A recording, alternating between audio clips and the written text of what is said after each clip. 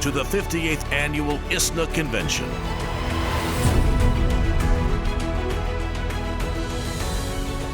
Reimagine and rebuild with renewed resolve.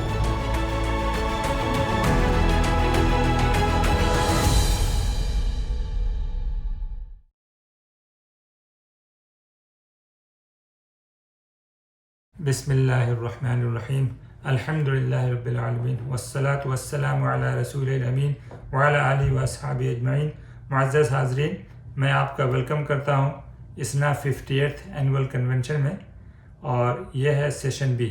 मेरा नाम है अफ़ान बदर और मैं इस सेशन को मॉडरेट कर रहा हूँ। तो मैं ISNA का सेक्रेटरी हूँ और बोर्ड मेंबर हूँ, और अभी मैं यहाँ प्लेनफील्ड में मेरी रहाइश है। मेरी जॉब इंडियाना स्टेट यूनिवर्सिटी है, वहाँ है, मैं प्रोफेसर हूँ वहाँ। तो ये सेशन 9B उर्दू में है, और इसमें हम शेख जावेद अहमद गामदी साहब से उनके ख़यालात सुनेंगे कि वेस्टर्न सोसाइटीज़ में इस्लामी उसूलों पे कैसे पाबंदी की जाए। मैं इस अपने मुअज़्ज़ज़ स्पीकर का तारुफ़ करा दूँ। शेख जावेद अहमद गामदी साहब 1951 में 1951 में साहिवाल एक विलेज है पंजाब में, वहाँ पैदा हुए थे। आपने लोकल स्कूल से मैट्रिक किया, उसके बाद आप 1967 में लाहौर चले गए और वहीं आप सेटल रहे। आजकल आप टेक्सास आए हुए हैं। आपने BA ऑनर्स पार्ट 1 किया इंग्लिश लिटरेचर एंड फ़िलासफ़ी में गवर्नमेंट कॉलेज लाहौर से 1972 में। उसके बाद आपने इस्लामिक डिसिप्लिन में बहुत मुताला किया और ट्रेडिशनल तौर पे भी बहुत से टीचर्स एंड स्कॉलर्स के साथ रहे, जिससे आपने इस्तिफ़ादा हासिल किया। आपको मौलाना अमीन हसन इस्लाही साहब की शागिर्दी नसीब हुई और उनसे आपने बहुत कुछ सीखा। आपने मौलाना मौदूदी रहमतुल्लाह अलैह से भी बहुत कुछ सीखा। इसके अलावा आपने ख़ुद इस्लामिक स्टडीज़ टीच किया, आपने पढ़ाया है सिविल सर्विसेज एकेडमी में 1979 से लेकर 1991 तक। तो मैं अब शेख जावेद गामदी साहब को देता हूँ माइक्रोफ़ोन, और जब ये सेशन ख़त्म हो जाएगा सेशन 9B, तो उसके बाद उसके पैरेलल सेशन 9A चल रहा है, तो आप वो सेशन ज्वाइन कर सकते हैं। उसका टॉपिक है ए comprehensive strategy for countering Islamophobia.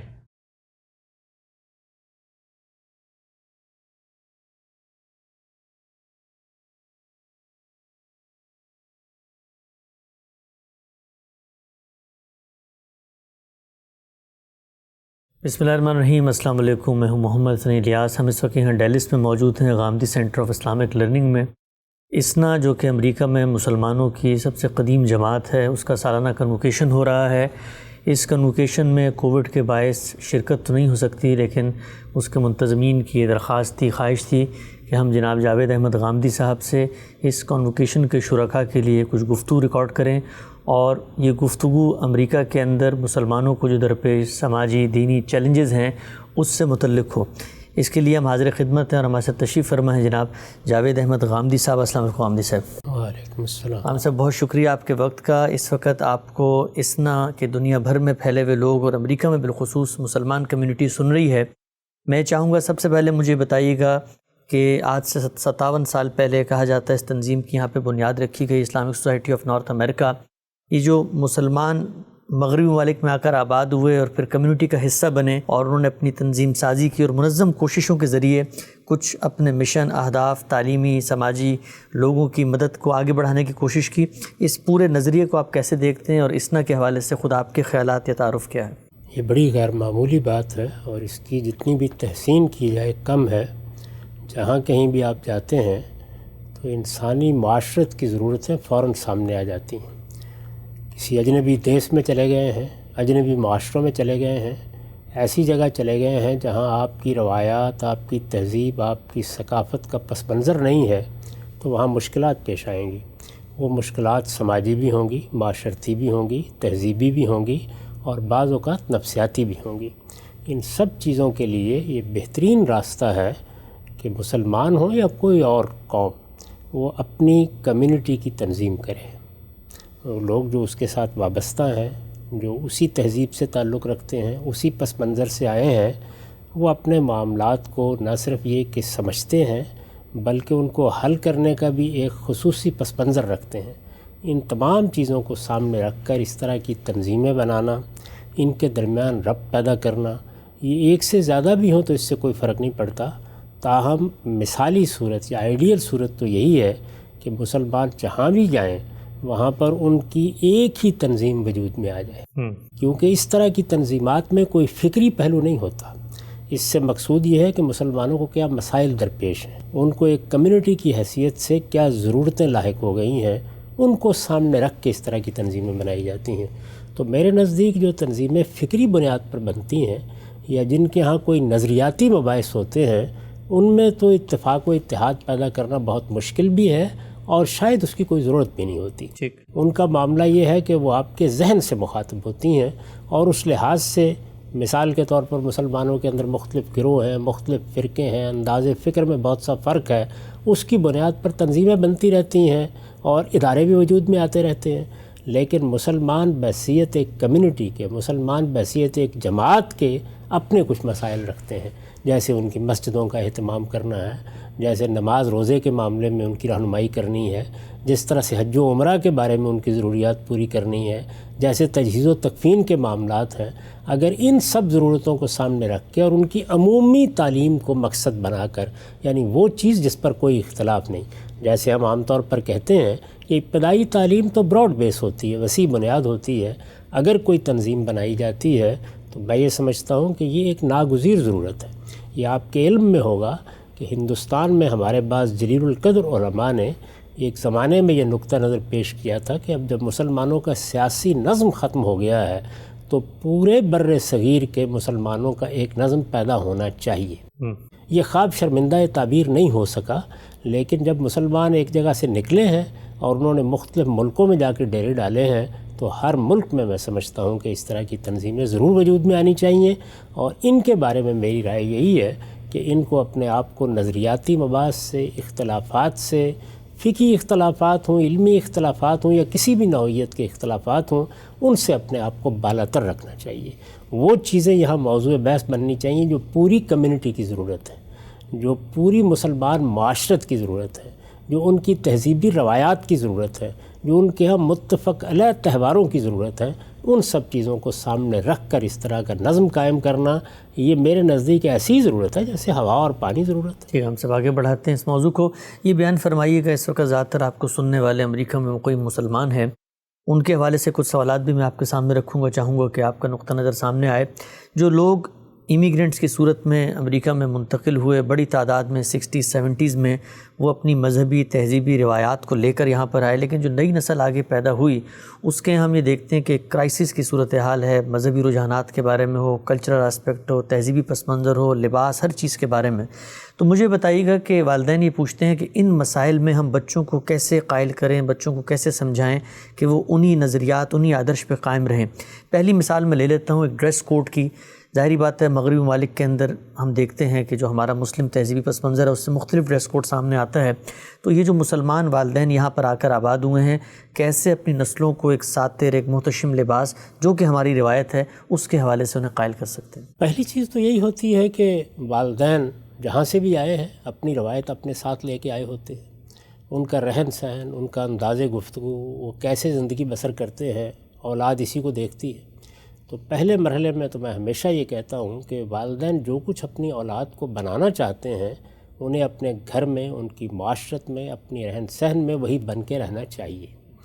ان کو دیکھیں گے، جب ان کو وہ دیکھتے ہیں تو اس کے بعد جو سب سے پہلی بات ہے اور جو ان کو شاید اپنے ملکوں میں کوئی ایسی ضرورت نہ محسوس ہوتی ہو، وہ یہ ہے کہ وہ خود اپنی تہذیبی روایات کا شعور پیدا کریں۔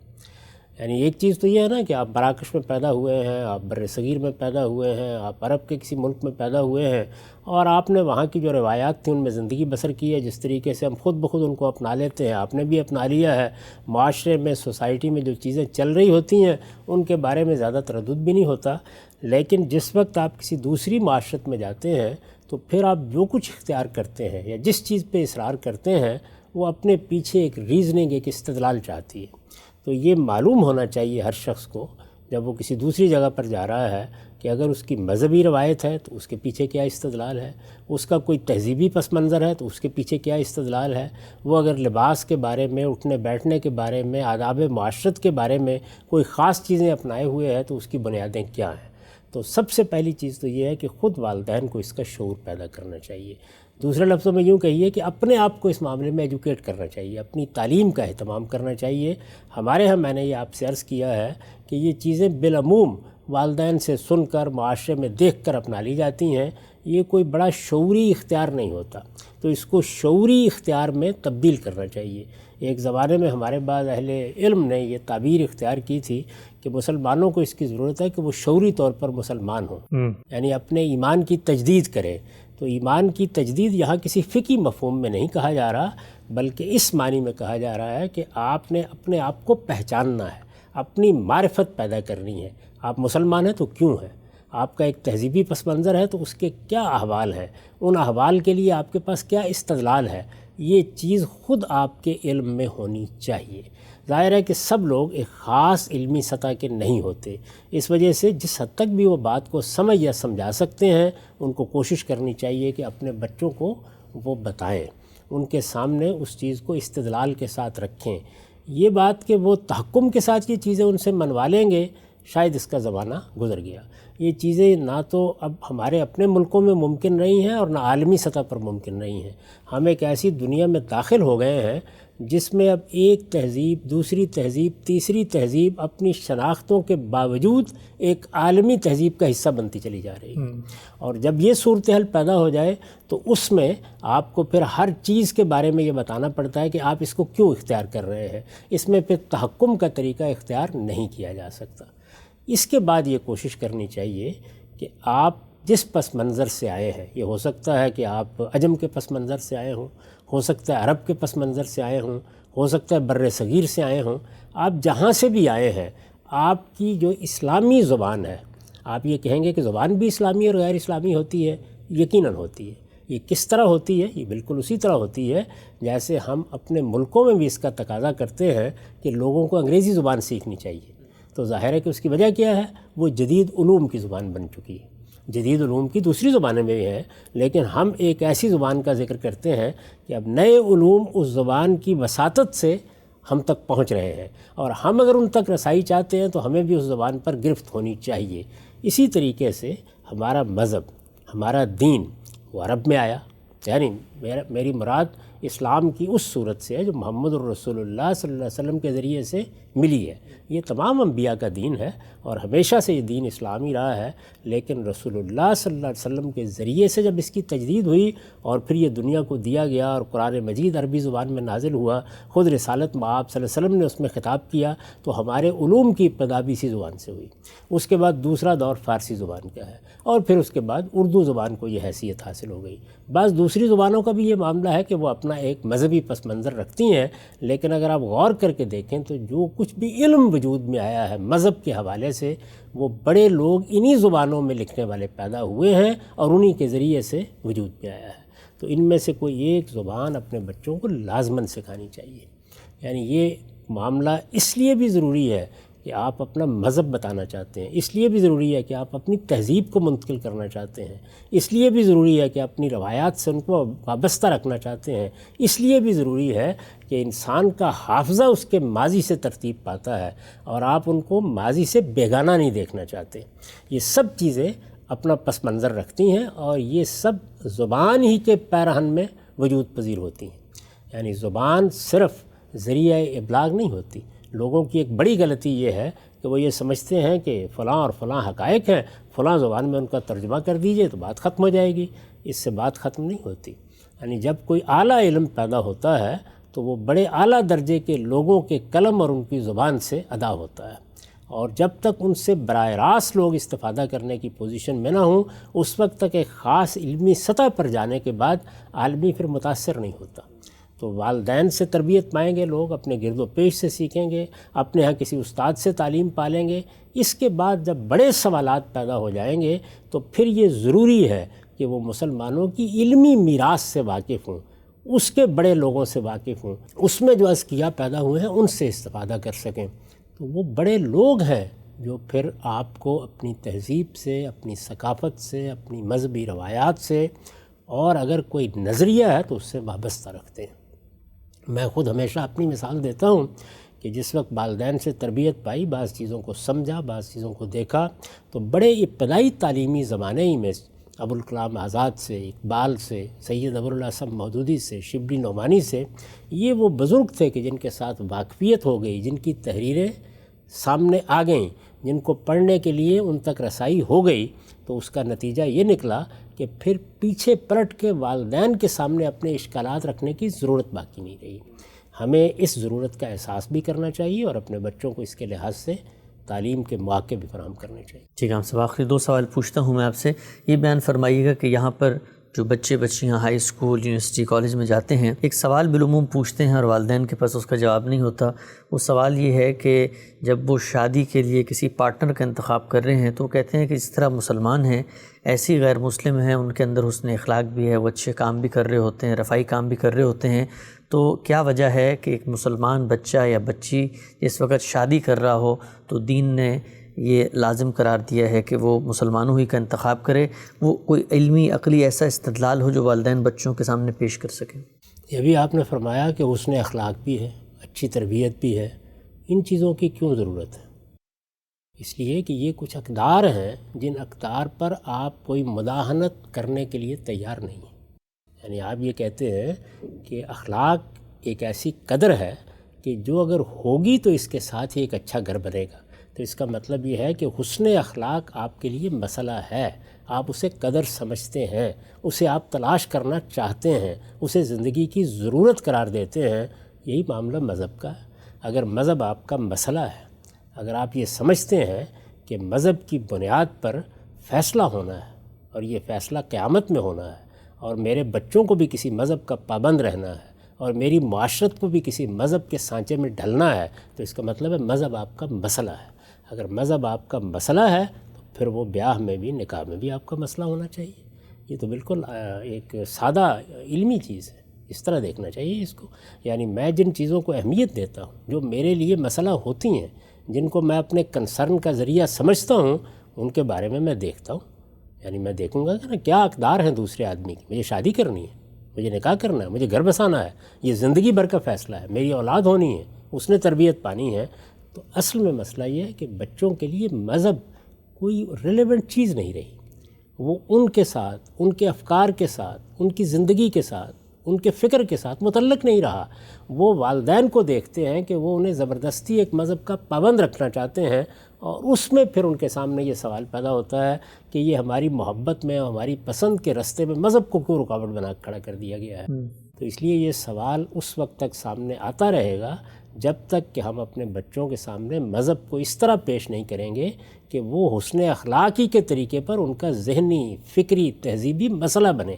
جب وہ مسئلہ بن جائے گا تو وہ یہ سوال نہیں کریں گے۔ ٹھیک ہے صاحب، اس پہلو پہ بھی روشنی ڈالیے گا کہ کیا مسلمانوں کو امریکہ کی لوکل پالیٹکس، یہاں کی جو نیشنل پالیٹکس ہے، اس میں انوالو ہونا چاہیے؟ ایک عذر یہ پیش کیا جاتا ہے کہ ظاہری بات ہے چند بڑی جماعتیں موجود ہیں، ان جماعتوں کے اپنے مینیفیسٹو ہیں، اور ان مینیفیسٹوز میں سے بعض ایسی چیزیں موجود ہیں جو خلاف اسلام بھی ہوتی ہیں۔ تو اب اگر کوئی شخص ان پارٹیز کا حصہ بن کے لوکل پالیٹکس میں متحرک ہوتا ہے تو کوئی دینی لحاظ سے کوئی سوال تو نہیں ہے اس میں؟ ضرور ہونا چاہیے۔ میں آپ سے عرض کرتا ہوں کہ آپ جن ملکوں میں جاتے ہیں، آپ نے جب ان کی شہریت حاصل کر لی تو ان کو اپنا ملک سمجھیے، اس زمین سے آپ کا تعلق پیدا ہونا چاہیے، اس ملک کے ساتھ آپ کی وفاداری ہونی چاہیے، آپ اس کی ترقی کے لیے سوچیں، اور جب آپ یہ ساری چیزیں اپنے پیش نظر رکھیں گے تو پھر اگر آپ کے اندر سیاسی ذوق ہے تو آپ سیاست میں بھی ضرور حصہ لیں گے۔ ہمارے ہاں تو بہت سے لوگ اپنے ہی ملکوں کی سیاست سے وابستہ رہتے ہیں اور ذہنی لحاظ سے وہیں جیتے ہیں۔ ان کو جس زمین کا انہوں نے انتخاب کیا اس سے متعلق ہونا چاہیے، وہاں کی سیاست کو سمجھنا چاہیے، وہاں کے احوال کو سمجھنا چاہیے، اور ان پارٹیوں میں بھی جانا چاہیے۔ ان ملکوں میں جہاں جمہوریت ہے، اس اصول کو مانا جاتا ہے کہ آپ اختلاف رائے کے ساتھ رہ سکتے ہیں، اپنا اختلاف رائے بیان کیجیے، اور اگر آپ کی بڑی تعداد ہو جائے گی تو وہ پھر اس منشور پر بھی اثر انداز ہونا شروع ہو جائے گی، وہ اس کے تہذیبی نتائج پر بھی اثر انداز ہوگی۔ آپ غیر متعلق ہو کے بیٹھے رہیں گے تو پھر اس کے صرف نتائج عواقب بھگتتے رہیں گے، اس میں آپ کا کوئی حصہ نہیں ہوگا۔ اس وجہ سے میرے نزدیک تو جن لوگوں کے اندر بھی سیاست کا ذوق ہے انہیں ضرور حصہ لینا چاہیے۔ ٹھیک ہے، ہم سب آخر میں ایک پیغام میں آپ سے چاہوں گا اور اسی پیغام پہ ہم خاتمہ کریں گے۔ ہمارے دین نے اخلاقی لحاظ سے اور آفاقی لحاظ سے تمام چیزوں کا احاطہ کیا ہے، لیکن جو مسلمان مغربی ممالک میں آتے ہیں، یہاں کے معاشرت، یہاں کی تہذیب سے بھی آپ کو لگتا ہے کہ مسلمانوں کو کچھ چیزیں سیکھنی چاہیے؟ اگر وہ ہیں تو وہ کیا چیزیں؟ وہ آئے اس لیے ہے کہ ان کے لیے کچھ کشش ہے یہاں پہ، یعنی ان معاشروں نے کس طریقے سے اپنا سفر طے کیا ہے، یہ مختلف مراحل سے کس طرح گزرے ہیں، جو کچھ ان کا ماضی تھا اس سے انہوں نے کس طرح نجات حاصل کی ہے۔ ان کے ہاں جب رینیسنس ہوا اور اس میں ایک احیاء علوم کی صورتحال پیدا ہوئی تو کیا نتائج نکلے ہیں؟ جدید علوم نے، اسی طریقے سے ایجادات نے، اسی طریقے سے جدید علوم کے بعض اکتشافات نے ان کے ذہن پر کیا اثرات کیے ہیں، وہ اثرات ہمارے معاشروں تک کیسے پہنچتے ہیں، ان کا مطالعہ کرنا چاہیے انہیں۔ بہت کچھ سیکھنے کا ہے۔ یہ حقیقت ہے کہ صرف ایجادات ہی نہیں ہوئیں، یا یہ ہمارا ہوائی جہاز ہے اور یہ انٹرنیٹ ہے اور یہ ریڈیو ہے اور یہ ٹیلی ویژن ہے، صرف یہ ایجادات ہی مغرب میں نہیں ہوئیں، سوشل سائنسز یا سماجی علوم یا عمرانیات میں بھی غیر معمولی کام ہوا ہے۔ اسی طرح معاشرے کی تنظیم کیسے ہونی چاہیے، نیچے سے لے کر اوپر تک سیاسی نظم کو کیسے استوار ہونا چاہیے، نظم سیاسی کی تقسیم کے جو ادارے بنائے گئے ہیں جیسے مقننہ ہے، انتظامیہ ہے، عدلیہ ہے، ان کے باہمی معاملات کیا ہوں گے، یہ سب چیزیں بہت کچھ سیکھنے کی ہیں۔ سیکھنے والا ہی بندہ مومن کو رہنا چاہیے۔ علم کا معاملہ یہ نہیں ہے کہ اس کو مغرب یا مشرق میں تقسیم کیا جائے، اس کے بارے میں صحیح اصول وہی ہے کہ الحکمت و ضالۃ المومن، یعنی ایک بندہ مومن کا کام یہ ہے کہ وہ ہر چیز کو اپنے دین کی روشنی میں دیکھے، سمجھے، اپنی تہذیبی اقدار کے حوالے سے سمجھنے کی صحیح کرے، اور پھر اس میں جو کچھ بھی صحیح ہے اس کو اپنی میراث سمجھے، اور اگر کوئی چیز غلط ہے تو وہ اپنے ہاں غلط ہو، اپنی تہذیب میں غلط ہو، اپنی معاشرت میں غلط ہو، اس کی غلطی کو واضح کرنا یہ ہمارا اخلاقی فرض ہے، اور یہی صورتحال ہمارے ان معاشروں میں بھی ہوگی۔ یہاں پر بھی ہم یہی خدمت انجام دے سکتے ہیں۔ یہ ہو سکتا ہے کہ جن چیزوں کو ہم غلط کہتے ہیں، اگر ہم صحیح کو سمجھ کر اس کا ساتھ دیتے ہوئے اس کے ساتھ کھڑے ہو کر غلطی واضح کریں تو اس کے نتیجے میں یہ معاشرے بھی اور ان کی اگلی نسلیں بھی ہماری شکر گزار ہوں۔ ہم سب وقت یہاں پہ مکمل ہوتا ہے۔ اسلامک سوسائٹی آف نارتھ امریکہ اسنا کے سالانہ کنووکیشن میں فاصلاتی طور پہ ہم نے غامدی صاحب کو شریک کیا، آپ تمام شرکاء تک ان کی باتیں پہنچیں، بہت شکر گزار ہیں ہم ادارے کی جانب سے بھی کہ آپ نے اپنے خیالات کے اظہار کا موقع دیا۔ انشاءاللہ کبھی موقع ملا تو براہ راست بھی ہم غامدی صاحب کو اس کنووکیشن میں سنیں گے۔ ہم سے بہت شکریہ آپ کے وقت کا۔ اچھا،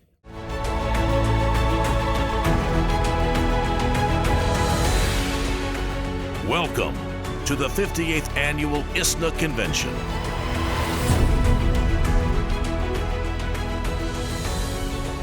Reimagine and rebuild with renewed resolve.